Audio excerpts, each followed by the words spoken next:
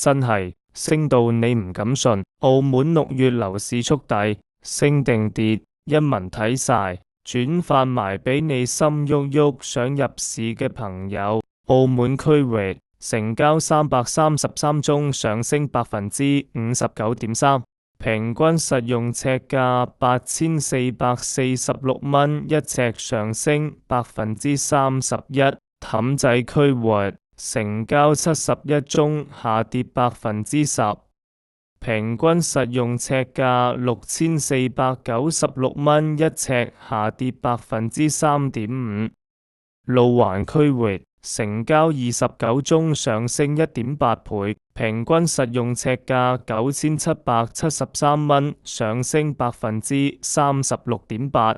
全澳綜合成交433宗，上升42.9%，全澳平均實用尺價8163蚊，上升24.1%。十大屋苑成交排行榜，全部真實數據，如果心郁郁想入市，就聯絡我，介紹合適你嘅樓盤。